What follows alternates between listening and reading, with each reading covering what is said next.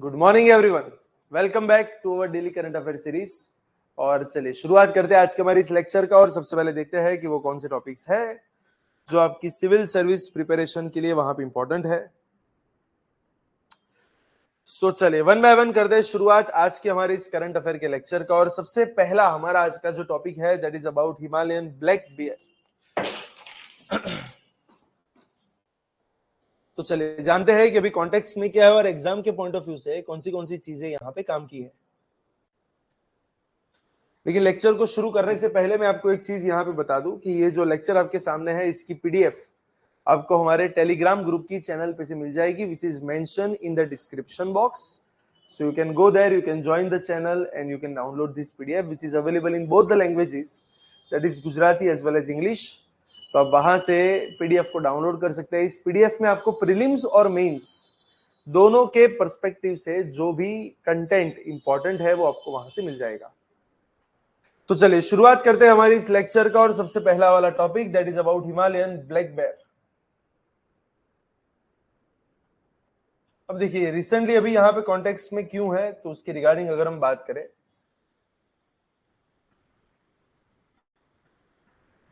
तो रिसेंटली हमें कुछ ऐसा पाया गया है कि ये जो हिमालयन ब्लैक बेयर्स है उत्तराखंड के अंदर स्पेसिफिकली ड्यू टू वेदर और क्लाइमेट चेंज, जो क्लाइमेट कंटिन्यूअसली चेंज हो रहा है, बिकॉज ऑफ दैट ऐसा पाया जाता है कि उनके कुछ बिहेवियर में वहां पे कुछ चेंजेस आया है। They are turning unusually aggressive as well as erratic weather. Aggressive और erratic weather and delayed winter के कारण वहां पे कुछ चेंजेस हमें मिले हैं link to climate change that has disrupted their natural hibernation cycle, leading to a spike in human wildlife conflict incidents. In short recently जो वेदर चेंजेस वहां पे हुए हैं, जो विंटर के अंदर वहां पे डिले वगैरह हुआ है, बिकॉज ऑफ दैट उनके बिहेवियर में वहां पे कुछ चेंजेस हमें मिले हैं और उसी के रिगार्डिंग यहाँ पे कुछ बातें हैं। तो सबसे पहले जानते हैं क्या होते हैं ये exactly Himalayan black bear. A subspecies of Asiatic black bear, the Himalayan black bear is an omnivorous mammal which is found in Himalayan ranges and they are known for their distinct crescent or V-shaped white patch on its chest। उनके chest के ऊपर जो crescent या V shaped का एक white patch होता है वहां से ये थोड़े से आपको अलग दिखते हैं। For example if this is the image then you can see कि यहाँ पे एक व्हाइट कलर का इस तरीके का एक पैच वहां पे आपको मिलेगा। Sometimes it is like crescent shaped और sometimes it is like V shaped. तो क्रिसेंट या वी शेप्ड वाला एक पैच यहाँ पे मिलता है एंड बिकॉज ऑफ दैट उनकी जो आइडेंटिटी है वो वहां पे बाकी बेयर से वहां पे अलग हो जाती है। और देखा जाए तो सीड डिस्पर्जल और सॉइल टर्नओवर के अंदर उनका वहां पे बहुत ही बढ़िया से उनका रोल वहां पे रहता है। उनका हैबिटाट कहां पे है तो broad leaf and coniferous forest, जो लगभग 1200 से लेके 3300 मीटर की हाइट के आसपास वहां पे हमें मिलते हैं। उतने एलिवेशन पे जो मिलते हैं तो वहां पे नॉर्मली मिलते हैं। और अगर हम स्टेट या फिर एरिया के हिसाब से अगर हम बात करें तो जम्मू कश्मीर से लेके अरुणाचल प्रदेश तक का पूरा हिमालयन रीजन वहां पे आपको ये वाले बेर वगैरह मिल जाते हैं। और उन्हीं के बेस पे वहां पे है कि वहां पे हमारे पास जो है the great Himalayan national park, वो उनका एक बहुत ही बढ़िया से एक जोन जहां पे आपको ये वाले बेर्स वहां पे मिल जाते हैं। अगर हम आईयूसीएन स्टेटस की बात करें that is international union for council of nature, उनकी जो रेड लिस्ट वहां पे आती है, अगर उसके स्टेटस की बात करें तो वहां पे उसे वल्नरेबल बोला गया है। और अगर हम वाइल्ड लाइफ प्रोटेक्शन एक्ट की बात करें तो वहां पे शेड्यूल नंबर 1 में है। तो अगर आप नोट्स बना रहे हैं तो साथ में लिख के रखना आईयूसीएन स्टेटस वल्नरेबल WPN 1972, तो उनका जो स्टेटस है दैट इज शेड्यूल 1 वाला स्टेटस जहां पे हाईएस्ट प्रोटेक्शन की जरूरत होती है। अगर हम साइट्स के हिसाब से बात करें तो वहां पे वो अपेंडिक्स नंबर 1 में आता है जो माइग्रेटरी स्पीसीज के ऊपर वहां पे मेन फोकस कर रहा है, उनकी इंटरनेशनल ट्रेड के ऊपर वहां पे फोकस कर रहा है। अगर उनके स्पेशल कैरेक्टरिस्टिक्स की बात करें तो ग्लॉसी ब्लैक कलर का उनका एक coat, 10 brown muzzle as well as powder puff ears. Males का जो वेट होता है वो लगभग 180 से लेके 250 केजी के आसपास, फीमेल्स जो है वो 35 से लेके 170 के आसपास। सो that is all about the features. और विंटर के अंदर बहुत सी बार ये हाइबरनेशन वाली सिचुएशन में वहां पे जाते हैं, जब भी बहुत ही ज्यादा ठंडे मंथ होते हैं, दैट इज कोल्ड मंथ्स तो वहां पे ये वाले सिचुएशन मिलते हैं। नो डाउट अभी रिसेंटली अगर हम बात करें बिकॉज ऑफ क्लाइमेट चेंज, तो उनकी सिचुएशन के अंदर वहां पे जो एंट्री होती है वहां पे थोड़ा सा डिसरप्शन मिल रहा है because of the delayed winters due to climate change, और उसी की वजह से अभी ये रिसेंटली वहां पे कॉन्टेक्स्ट में है। इकोलॉजिकल अगर सिग्निफिकेंस की अगर हम बात करें, तो एक कीस्टोन स्पीसीज है जो फॉरेस्ट रीजनरेशन को मेंटेन करने में हेल्प करती है थ्रू सीड डिस्पर्जल। खाना खाने के बाद सीड्स को इधर उधर वहां पे फेंकता है, जिससे वहां पे और फॉरेस्ट का वहां पे ग्रोथ होता है। It also controls pest populations as well as contributes to nutrient cycling, indicator of ecosystem health and climate balance in Himalayan biomes. Himalayan biome के अंदर एक बढ़िया सी इकोसिस्टम है, वो कौन से बेसिस पे हम बोल सकते हैं, on the basis of existence of this kind of species that is black bears. Conservation concerns में मेन तो क्या है, दैट इज क्लाइमेटिक वेरिएबिलिटी। जो क्लाइमेट चेंज होता हो रहा है तो वहां पे कंजर्वेशन के अंदर वो एक थोड़ी सी वहां पे चिंता का एक विषय। हैबिटाट वहां पे उनका लॉस हो रहा है। Decline in fruit bearing vegetation, जिसके ऊपर वो हेवीली वहां पे डिपेंडेंट होते हैं। Increased human encroachment which is pushing this species toward greater conflict and vulnerability. So these are the concerns against black bears of Himalayan zones.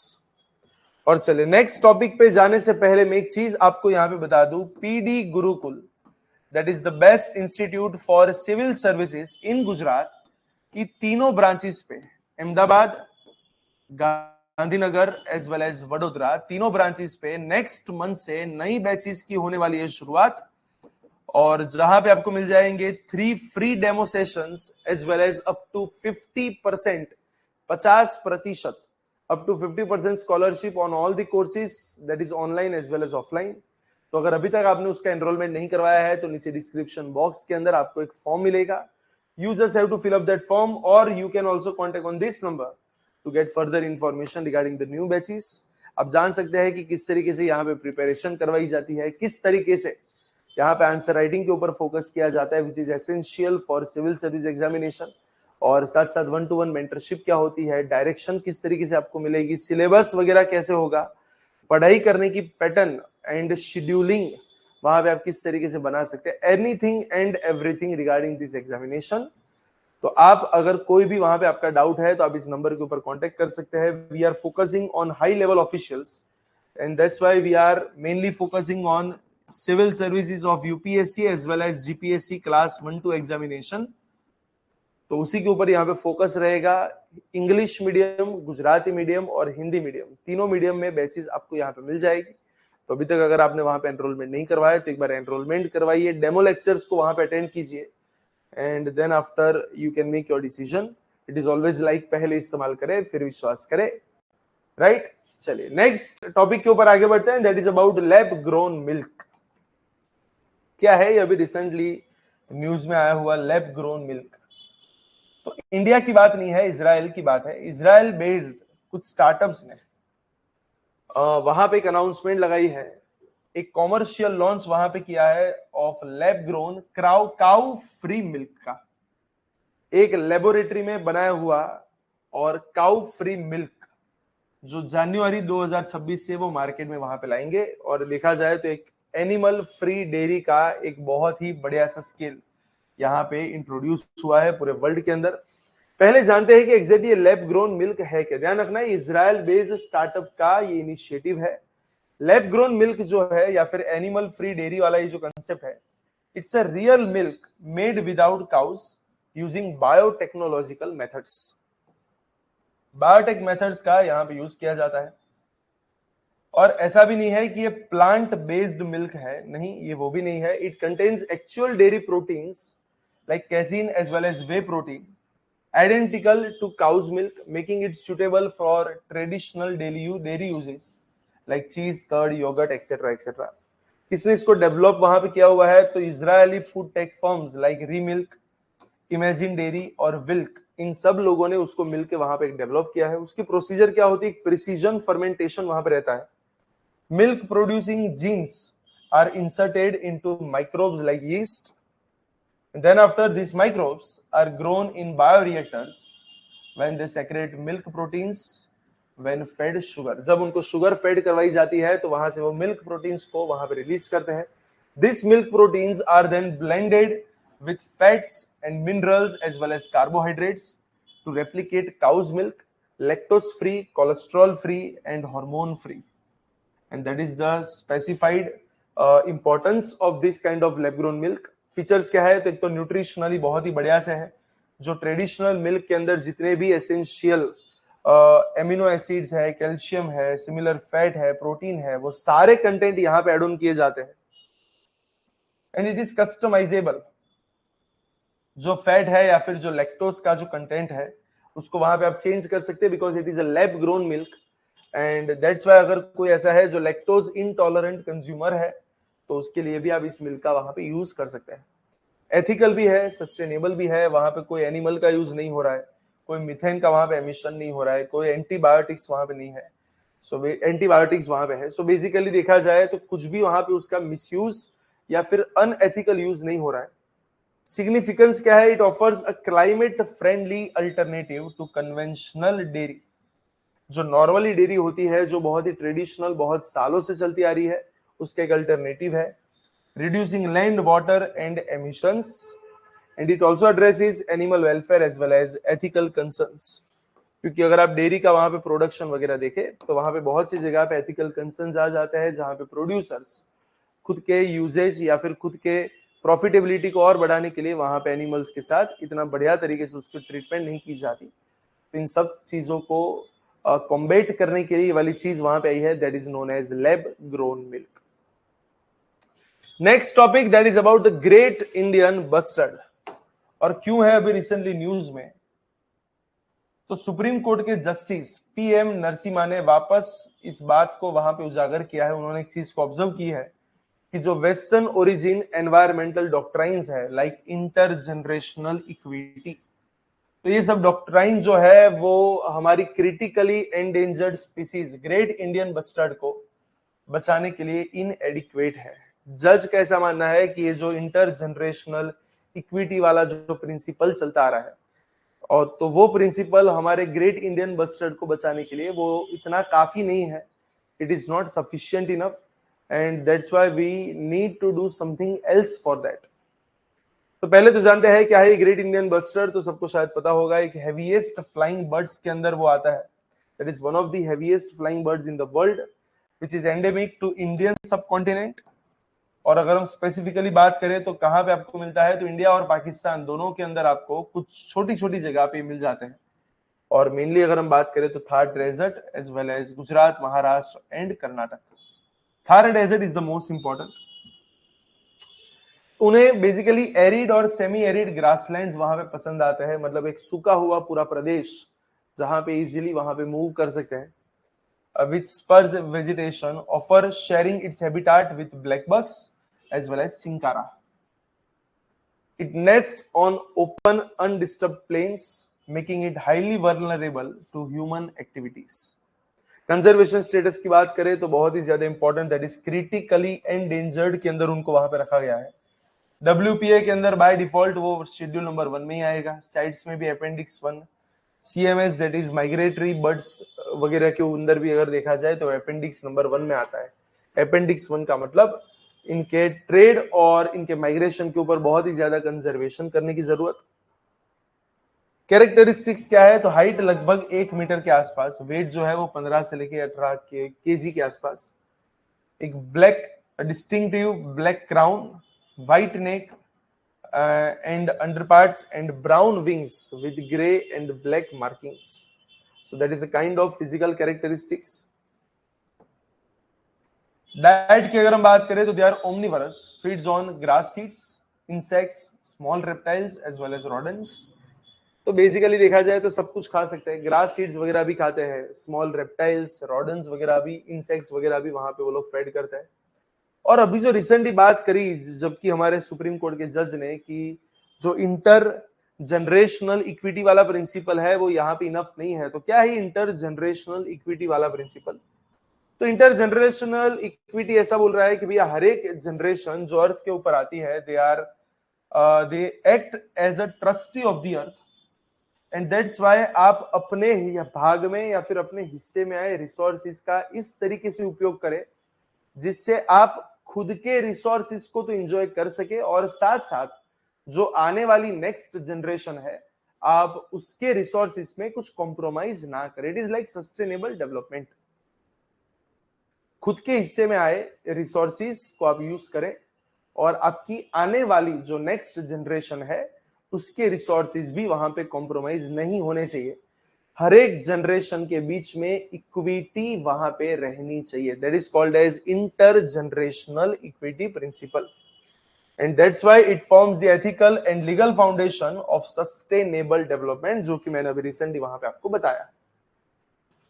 Right और इसीलिए यहाँ पे इसके जो कोर प्रिंसिपल्स है उसमें से एक है trusteeship. Every generation must protect and preserve the planet as a shared trust. And second point, maintain resource diversity. So the future generations must have comparable choices. You should preserve environmental quality like air, water, soil, biodiversity for future resilience, as well as you should use resources equitably today without denying fair access to the tomorrow's users. In short, आप अपने resources का इस तरीके से use करें जिससे next generation को वहां पे दिक्कत ना हो. And that is all about this topic. That is all about Great Indian Bustard as well as intergenerational equity principle. Next topic, that is about the rare earth hypothesis. और recently अभी क्या हुआ है यहाँ पे? The recent data from NASA's Kepler as well as James Webb telescopes. उन्होंने कुछ suggestion दिए हैं. Suggests that while Earth-size planets in habitable zones are common, the specific conditions required for complex life remain extremely rare. Reviving interest in rare earth hypothesis. देखिए recently NASA के Kepler और James Webb telescope ने वहां पे एक suggestion लगाया है कि हम इस बात को मानते हैं कि एग्जैक्ट अर्थ की साइज वाले प्लैनेट्स आपको बहुत मिलेंगे. They are common. Exact earth की साइज और मास वाले प्लेनेट बहुत कॉमन है पूरे यूनिवर्स के अंदर. बट एक ऐसी थियरी है कि अर्थ इज नॉट स्पेशल. पूरे ब्रह्मांड में ऐसी बहुत सी अर्थ होंगी जहां पे लाइफ वगैरह पॉसिबल हो जाएगी एक्सेट्रा एक्सेट्रा. लेकिन ये वाली जो थियरी है अभी जो रिसेंटली यहाँ पे जो सजेशन दिया है उनका ऐसा बोलना है कि अर्थ साइज के प्लैनेट्स तुमको डेफिनेटली मिल जाएंगे लेकिन कॉम्प्लेक्स लाइफ को सपोर्ट करने वाली जो स्पेसिफिक कंडीशंस है वो बहुत ही रेयर केस में मिलती है. और इसीलिए जो हमारी अर्थ है वो एकदम रेयर अर्थ है. ऐसा नहीं है कि ये बहुत ही कॉमनली फाउंड की जाती है. Size and mass is available in the universe but उसके साथ साथ जो एनवायरमेंटल कंडीशंस है which are suitable for complex life, it is not common. It is a rare earth element. ये पृथ्वी का एक रेयर एलिमेंट है जो इसे स्पेशल बनाता है. तो जो एक थियरी है that earth is not special, उसके एग्जैक्ट ऑपोजिशन वाली ये थियरी है जो बोल रहा है कि अर्थ स्पेशल है, वी आर रेयर. और इसीलिए वो रेयर अर्थ हाइपोथेसिस वाली जो थियरी है उसको वापस वहां पे उजागर कर रहा है. That is all about the recent context, right? So rare earth hypothesis क्या बोल रहा है कि हम मानते हैं कि जो माइक्रोबियल लाइफ है it might be widespread across the universe but the complex multicellular life is exceptionally uncommon. क्योंकि जब एक कॉम्प्लेक्स मल्टीसेल्यूलर लाइफ होती है तो उसे unique finely tuned set of planetary, stellar and cosmic conditions की जरूरत पड़ती है जो अर्थ के पास अवेलेबल है. वो जरूरी नहीं कि हर एक के पास अवेलेबल हो, right? And this theory is already propounded by, it was proposed by Peter Ward as well as Donald Brownlee in their 2000 बुक. 2000 के अंदर उन्होंने वहां पे एक बुक लिखी थी जिसका नाम था rare earth, why complex life is uncommon in the universe.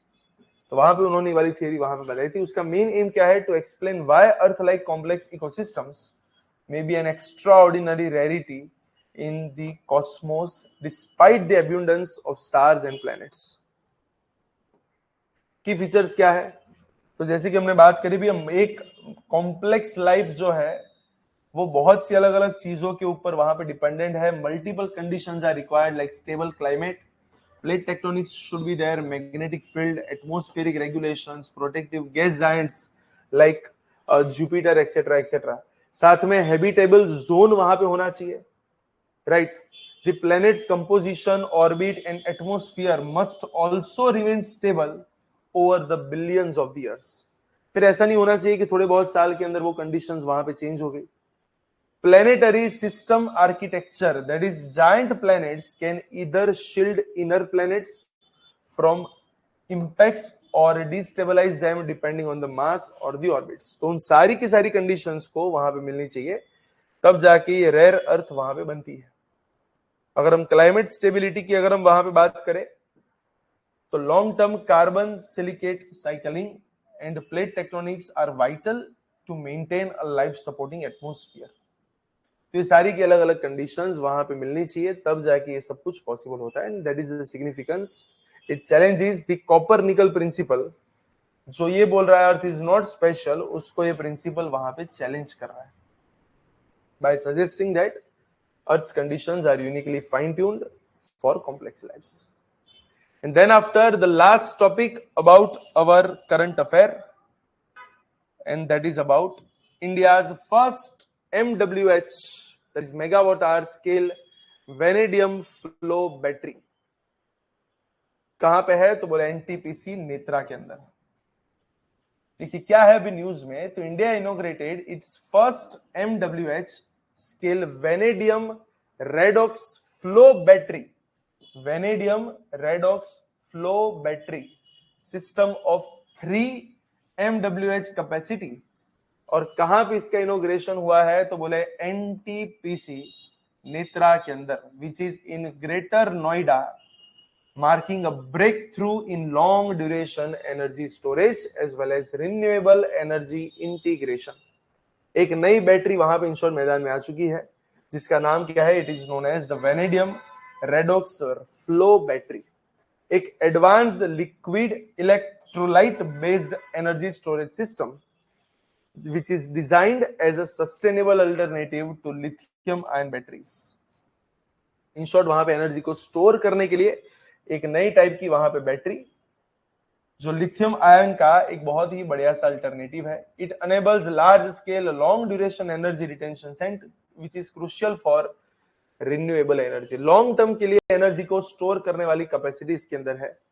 और कहां पे है लोकेटेड? तो जैसे कि आगे बात हुई, NTPC Netra. What is Netra? National energy technology research alliance, greater Noida UP के अंदर, और उसी के द्वारा इसको वहां पे डेवलप किया गया है। मिनिस्ट्री कौन सी यहां पे लगती है? तो बोले मिनिस्ट्री ऑफ पावर। और इसका मेन ऑब्जेक्टिव क्या है? तो भैया एक indigenous safe and long duration storage technology को डेवलप किया जाए, ताकि इंडिया का जो एनर्जी ट्रांजिशन है एज वेल एज जो ग्रिड रेजिलियंस है उसे और वहां पे मजबूत किया जा सके। उसके मेन की फीचर्स क्या है? उसकी कैपेसिटी क्या है? That is 3 MWH, which is India's largest and first of its kind installation.